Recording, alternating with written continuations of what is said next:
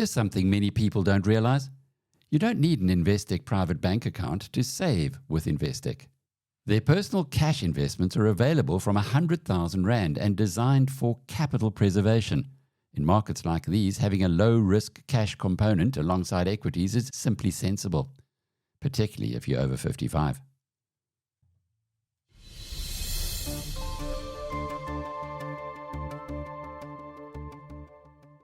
And America is the only power that can protect what we take for granted. Now, I know everyone's saying we should be unaligned.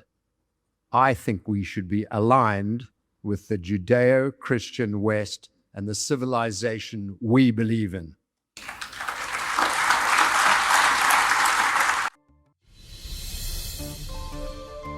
That's Rob Hersov from his keynote at BNC 8. Good morning, South Africa, and welcome to BizNews Daybreak.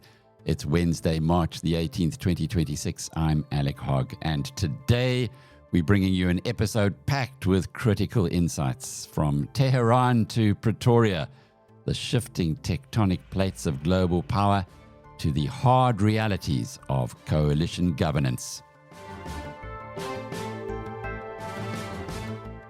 Let's begin with the freshest overnight news from our partners at Bloomberg in New York. President Trump has abandoned efforts to recruit partners to reopen the Strait of Hormuz, and today he criticized NATO allies who said they don't want to get involved. Here's Trump. We're not ready to leave yet, but we'll be leaving in the near future. We'll be leaving in pretty much the very near future. But right now they've been decimated from every standpoint. And again, we've had great support from countries in the Middle East, great support, but we've had no support from, essentially, no support from NATO.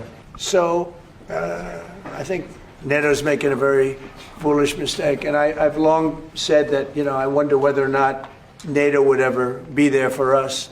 So this was a great test, because we don't need them, but they should have been there. The other thing is, and I think, very important, we didn't have to be there for Ukraine. Israel said it killed 2 senior Iranian security officials in overnight strikes, one of whom was the security chief, Ali Larijani. Iranian state media confirmed his death. Crude oil rose as Iran continued attacks on energy infrastructure around the Middle East. WTI picked up 2.9% to close New York trading at 96.21. Here is Bloomberg commodity strategist Mike McGlone. We need a swift resolution of the disruptions in the Strait as soon as possible. But every day that goes by, this is a potential recession trajectory. But we'll also see markets already looking ahead. The futures curves, not just in crude oil, but in natural gas and corn and soybeans and wheat, they're all expecting this pump in prices to bring on that supply, producers to hedge, and prices to head lower, most notably by midterm. Mike McGlone from Bloomberg Intelligence. Now, the stock market posted slim gains as it struggled to look through the implication of higher oil prices. The S&P 500 added 0.2%. Airlines reported strong ticket sales despite higher jet fuel cost. The S&P 500 passenger airline sub-index rose 4.4% today. On Monday, jet fuel prices were about 50% higher than before the start of the war on February 28th. In business news, Nvidia CEO Jensen Huang said the company is gearing up for chip customers in China. Here is Huang making the announcement. We've been licensed for many customers in China for H200. We have received purchase orders from many customers, and we're in the process of restarting our manufacturing. NVIDIA CEO Jensen Huang. Now, the company has been working to reestablish sales of its AI processors in China. The market was virtually closed to such products by U.S. export restrictions. More now on the assassination of another top Iranian official, and this from Bloomberg's Dan Williams in Jerusalem. I think it would be fair to say that he was the de facto, at least publicly available ruler of Iran after Israel and the United States in the early hours of this war on February 28th killed the supreme leader, Khamenei. As everyone knows, Khamenei was officially succeeded by his son, Mojtaba, but that man has not been seen in public. He is rumored to have been injured in an Israeli strike or a U.S. strike, and indeed, Trump, the U.S. president, has even speculated that he might not be alive. By contrast, Ali Larijani, a veteran member of the national security echelon in Iran, was available for interviews. He made televised statements, and he even marched in an annual parade or an annual march on Friday in Tehran as a sign of his defiance. It's possible that as a result of that public appearance, he enabled the Israelis to tag him and track him and ultimately kill him overnight. With the killings of the top brass in Iran, who is left to actually be the leader of the country? Well, if you ask the Israeli or U.S. leaders about this, that would be the Iranian people, the Iranian public. They said at the outset of this war that the secondary objective, the initial objective, was to degrade, destroy Iranian capabilities, namely ballistic missiles, what remains or remained of the nuclear program, and in the case of the U.S., also the Iranian Navy, in order to enable maritime traffic free of Iranian harassment in the Gulf. A secondary role or a secondary objective was to create a space, as they put it, for the Iranian people to take over control of that country. Israel assesses that 70 to 80% of the Iranian populace oppose this regime or have opposed this regime. And while that is hard to assess objectively, certainly from outside, just 2 months ago, we saw protests sweeping Iran and a very brutal crackdown by the Iranian state. So the official line is that the allies are seeking to destroy that regime and embolden to the extent possible, or create the conditions to the extent possible, that will enable protesters to come back into the streets and actually give that regime the final push required to topple it and replace it. We'll have more on the Iran conflict a little later. On investment markets overnight, the rand gained a few cents to start today at 16 rand 66 against the US dollar. Gold and Bitcoin, like the US stock markets, little changed. Sasol share price, though, jumped again on the JSE yesterday, another 5% gain, pushing its price to 205 rand a share. And as far as our BizNews Ricardo portfolio stocks are concerned, We Buy Cars is on a bit of a run at the moment. It enjoyed another 4% lift yesterday. It's now back to almost 46 rand a share. But overall, the stock market is a challenging place for investors, with the nerves jangling on Middle East developments. Speaking of challenges, the state of our local government is a pressing concern, with a staggering number of South African municipalities currently deemed dysfunctional. Veteran politician Corné Mulder, he who is the longest-serving MP in the South African Parliament, took the stage at last week's BizNews conference. He outlined the path forward, explaining why coalition governments are our new reality and exactly what it takes to make them work. I will be meeting the president next week this time for a one-on-one meeting, and then again I will repeat to him the things that Ambassador Buzel this morning did put on the agenda, because those are the same things that need to be addressed to normalize the relations between South Africa and the United States. But we have a problem. The ANC doubles down and cannot self-correct. Anyone that thinks that the ANC is capable of changing their ways is in for a rude awakening. They cannot self-correct. We will not succeed in South Africa to take this country forward unless we remove the ANC from power altogether, and that is what I'm busy with each and every day. Coalition government is going to be a reality in South Africa for time to come, whether we like it or not. And it's a good thing, because coalitions brings, or is supposed to bring, the best out of all political parties and all elected representatives, because with a coalition, everyone is forced to come to a compromise, to come to an agreement, and I'll explain that just now. It's important that we understand that it's most unlikely that in the coming future, or in this election that we will see, that one single party will achieve a majority on his own. It will not likely happen.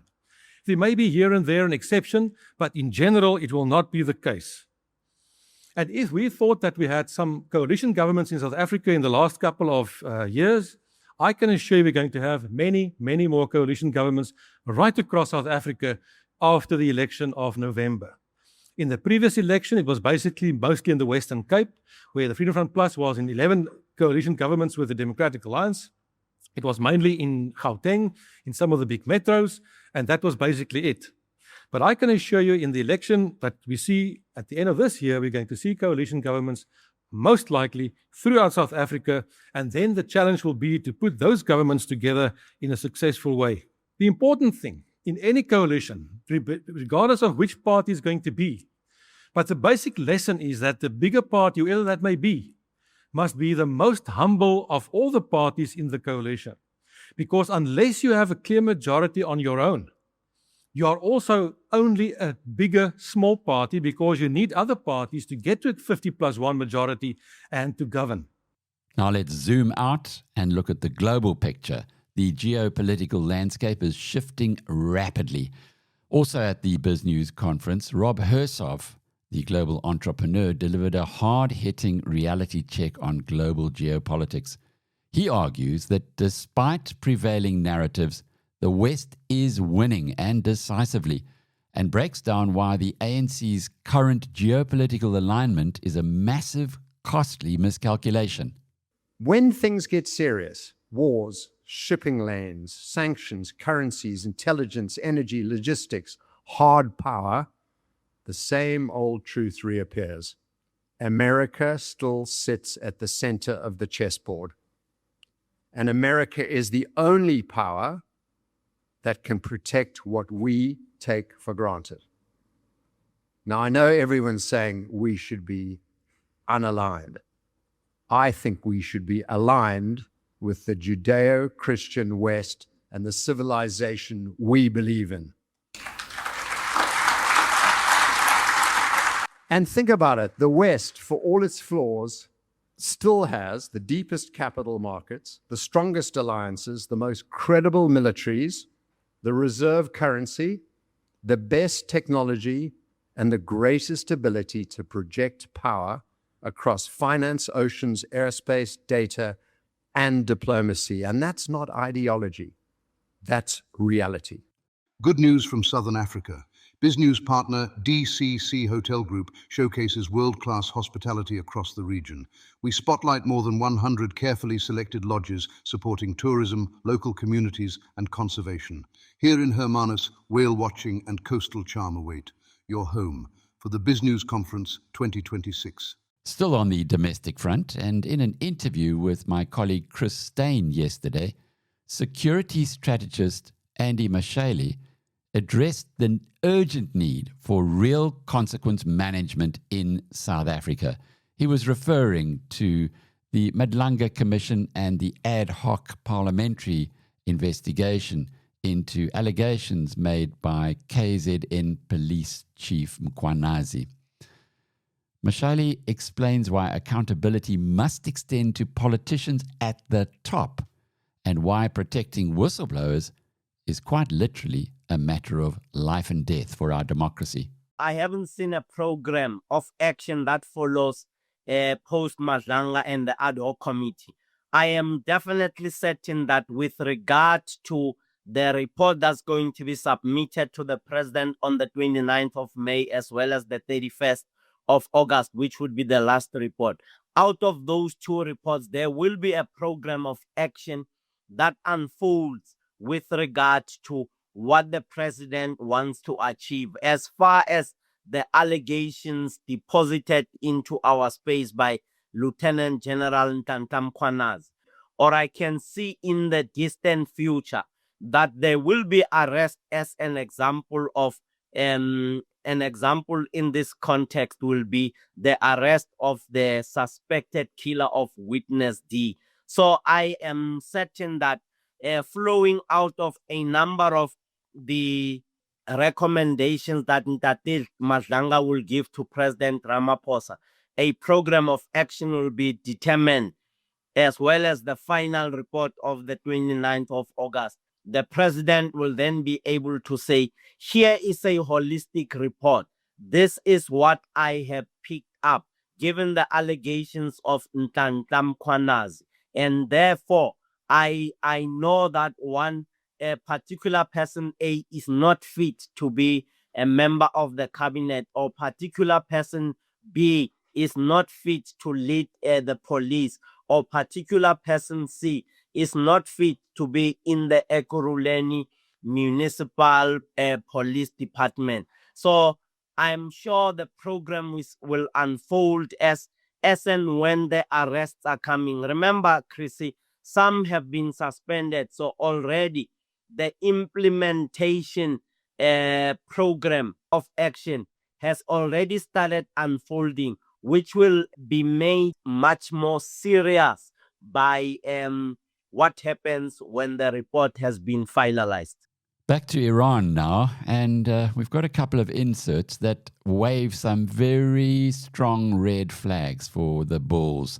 First, here's the FT's Gideon Rahman talking on the FT news briefing. Well, I guess Trump asked them to do that because he has a big problem on his hands, and he must feel that the US Navy alone couldn't clear the Strait. So I think the British and the Germans and all the others think that, they're being asked to undertake an extremely hazardous mission, which might go on for months, that wouldn't be guaranteed a success, but would almost certainly lead to casualties, to get Trump away from the consequences of a decision that he took without really consulting them. And I think the other thing is that had Trump behaved in a more conventional way towards European and Asian allies over the past year, had he not slapped them with tariffs, insulted them at various points, threatened to invade Greenland, etc., would they be more cooperative now? I think they might be.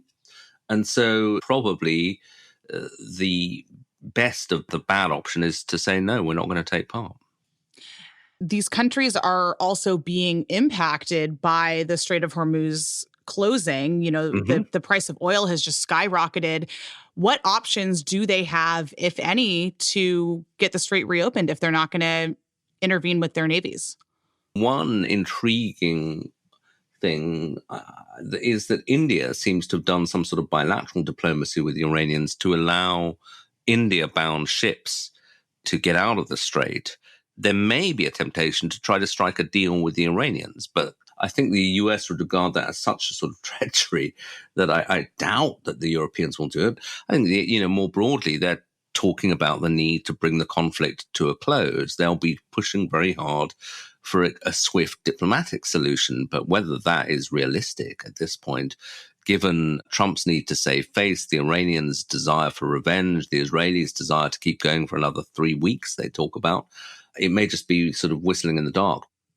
Given that Trump is not getting the support he needs from allies, what other options does the U.S. have in the short term to get the Strait reopened?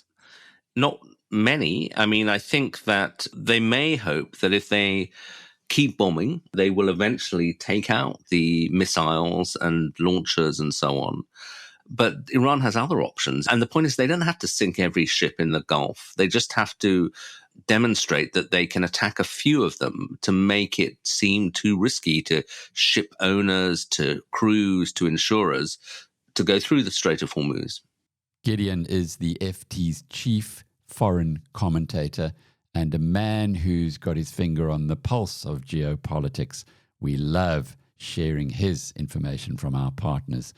And now a warning that few have been considering. This is coming from Tom Karako, Senior Fellow and Director of the Missile Defense Project at CSIS. That's the Center for Strategic International Studies, the main defense think tank in Washington, D.C. It's been around since the 1960s. In other words, Tom's an expert on the missile sector, and he sends a very clear warning. Missile defense will not win a war for you, but its absence will lose one or could lose one pretty quickly. Missile defense has helped keep Ukraine sovereign, right? If not for being able to thwart these incoming air and missile attacks, it would have been a very different situation. I go back to last summer. in the hundreds of missiles, 650 projectiles from multiple parts of the Middle East coming at Israel all at once during the 12-day war. If those hundreds and hundreds of objects had arrived all at once, as they were intended to do, in a place the size of New Jersey, it would have been catastrophic. Surprisingly enough, almost everything was defeated. Missile defense buys time to end the threat by other means. It does not end the threat itself. Now, what I said last summer, after that conflict ended, the Trump administration basically threw the Iranians a lifeline and said, hey, we're going to stop. I said, that's going to be a mistake, because what's going to happen is the Iranians are going to rebuild, and then we're going to come and we're going to do this again in a year or so. And I was wrong, because it didn't take a year. It's only 9 months. And why that matters and why it's scary is because it's that capacity. Capacity of defensive interceptors buys time, but it takes a heck of a lot of time to produce that capacity. And so this gets to the specter of going Winchester, of running out of defensive interceptors. And that would be a very bad day. And so when you hundreds and hundreds of missiles are going to require hundreds of interceptors. That was last year, again this year. And so that's the scary part, is the massive expenditure of these things. And I want to quote General Kane, the chairman of the Joint Chiefs, who's asked, do we have enough? And he said, we have enough for this conflict. That is not the same as saying that we have enough for the other tasks that we have around the world, most significantly deterring a conflict with China. And so we have now cut in very substantially to our total inventory of missile defense interceptors. The complete numbers are not been released. We've done a study on this from what it was last year, and it was a lot. And so why that matters, right now we're moving Patriots and perhaps some THAAD, those missile defense systems, from South Korea and Japan to the Middle East. That's significant, because their job is to be in the Pacific and to deter, to provide a defensive deterrent to Chinese adventurism or to North Korean adventurism or what have you. And in fact, a lot of the administration officials in this Pentagon have been among those who said, hey, we got to focus on China. We got to focus on the Pacific. And what they're doing right now is presiding over an extraordinary vaporization of our inventory in a very short window of time. And so what I worry about, you've heard of the Davidson window, the former head of Indo-PACOM, who said, hey, he worries that China would be ready to move against some of their neighbors by 2027. What I worry about most is that this extraordinary expenditure of stuff is not going to be replaced in a year. Absolutely not. And that, in fact, this may kind of be a self-fulfilling prophecy of tempting China to do something very bad.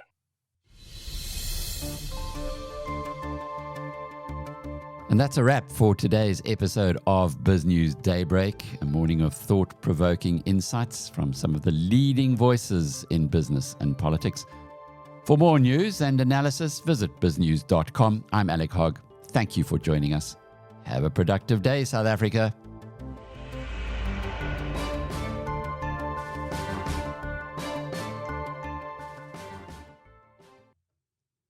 When it comes to savings, we spend a lot of time discussing returns and interest rates, but not enough time asking why we're saving in the first place. That's the thinking behind Investec's #What'sYourWhy campaign that's been running. If your goal is stability or peace of mind, their personal cash investment is accessible from 100,000 Rand, and you don't need to bank with them. Whatever your reason for saving, Investec understands that.